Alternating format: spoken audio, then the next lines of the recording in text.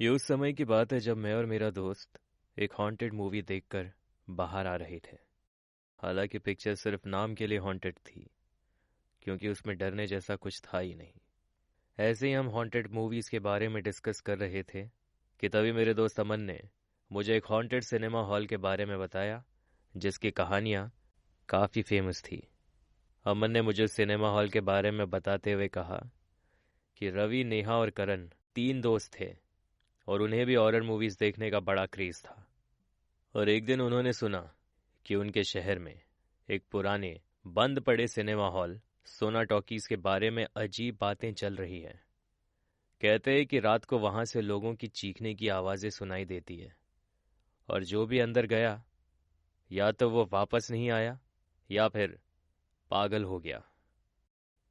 रवि, नेहा और करण उस cinema hall के बारे में बातें कर रहे थे कि इतने में नेहा ने हंसते हुए कहा, अगर सचमुच भूत है तो क्यों ना हम खुद जाकर देखें। करण थोड़ा डर रहा था और इसी डर के साथ उसने कहा, मुझे ये सब ठीक नहीं लगता, पर अगर तुम दोनों जा रहे हो तो मैं भी चलता हूं। तीनों रात के 12 बजे सोना टॉकीज पहुंचे। सिनेमा हॉल अंदर से पुराना और जंगल जैसा लग रहा था। दरवाजे पे बड़ा सा ताला था, लेकिन रवि को पहले से पता था कि पिछले हिस्से से एक दरवाजे का टुकड़ा खुला हुआ है, और उन्होंने वहीं से अंदर जाने का प्लान बनाया।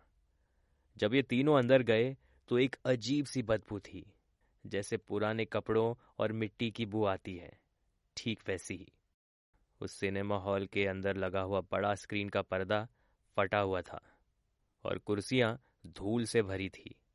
हर जगह सन्नाटा था और सिर्फ उनके कदमों की आवाज गूंज रही थी। और तभी अचानक स्क्रीन अपने आप हिलने लगा, जैसे कोई उसे पीछे से आगे बढ़ा रहा हो। नेहा ने टॉर्च जलाकर देखने की कोशिश की, पर उसे कुछ नहीं दिखा। इतने में रवि बोला, शायद वो हवा था। पर करण की हालत खराब हो रही थी। गाइस, लेट्स गो, ये जगह अच्छी नहीं लग रही है। लेकिन नेहा और रवि आगे बढ़ने लगे। जब वो प्रोजेक्शन रूम के पास पहुंचे, तभी उन्होंने देखा कि एक पुरानी रील प्रोजेक्टर में लगी हुई थी, और सबसे डरावनी बात यह थी कि वो प्रोजेक्टर अपने आप चलने लगा। स्क्रीन पे एक पुरानी ब्लैक एंड व्हाइट फिल्म चलने लगी। फिल्म में एक आदमी था जो किसी कुर्सी पे बंधा हुआ चिल्ला रहा था। अचानक स्क्रीन से ही एक भयानक चेहरा दिखाई दिया। आंखें लाल और मुंह से खून टपक रहा था। करण चिल्लाया, ये क्या हो रहा है?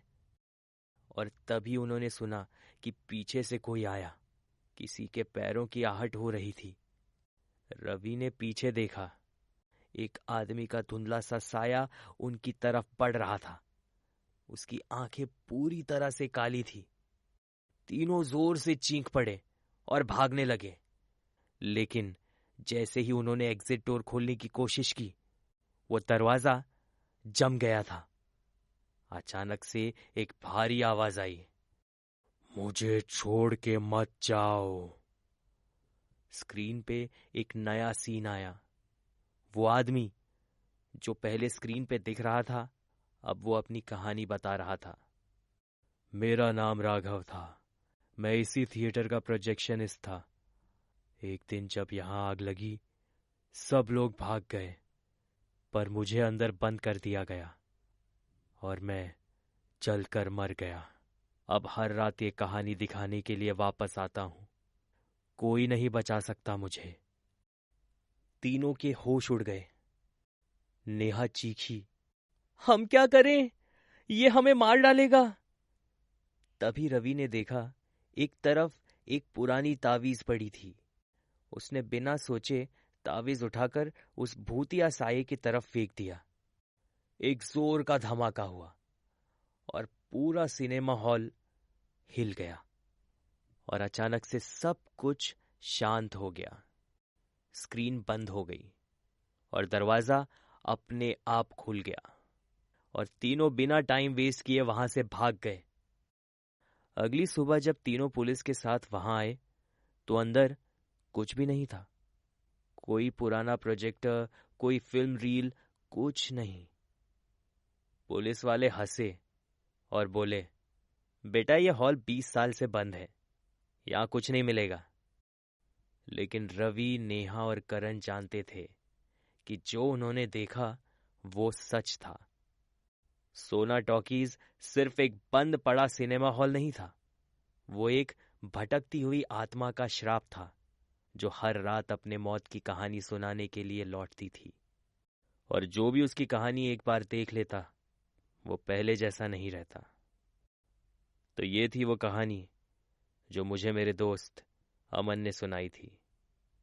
आप सुन रहे थे डर reboot, only on radio city podcast.